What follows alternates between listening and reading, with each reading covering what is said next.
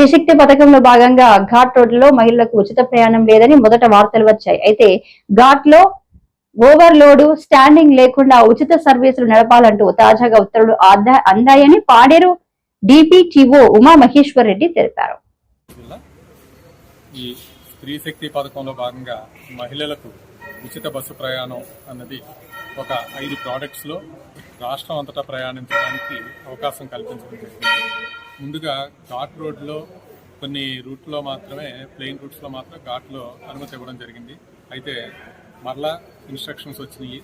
దాని ప్రకారం ఘాట్లో ఉన్న అన్ని రూట్లలో కూడా ఈ పల్లె వెలుగు ఎక్స్ప్రెస్ బస్సుల్లో తిరగడానికి అవకాశం ఉన్నది.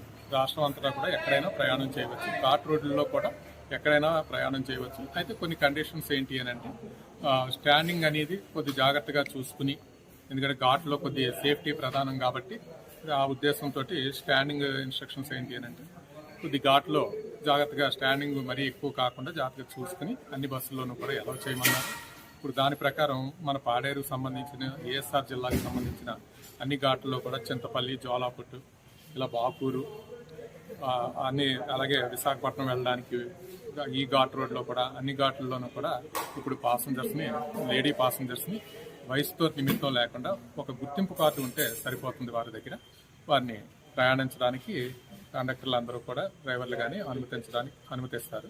ఆ విధంగా ఇప్పుడు ఇన్స్ట్రక్షన్స్ హెడ్ ఆఫీస్ నుంచి రావడం జరిగింది. దాని ప్రకారం ఈ రోజు నుంచి ఈ సాయంత్రం సీఎం గారు ఓపెన్ చేసిన తర్వాత నుంచి కూడా ఈ పథకాన్ని ఇప్పుడు అన్ని బస్సుల్లోనూ కూడా అమలు చేస్తున్నాం. ఎలిజిబుల్ అయిన అన్ని బస్సుల్లోనూ కూడా మన పాడేరు డిపోకి సంబంధించి మనకి 43 సర్వీస్ షెడ్యూల్స్ ఉన్నాయి. ఆ షెడ్యూల్స్లో 3 ఆల్ట్రా డీలక్స్లు, అంటే రాజమండ్రి, కాకినాడ, విశాఖపట్నానికి 3 ఆల్ట్రా డీలక్స్లు తిరుగుతాయి. అది కాకుండా భద్రాచలం ఇంటర్ స్టేట్ సర్వీస్ ఒకటి తిరుగుతుంది.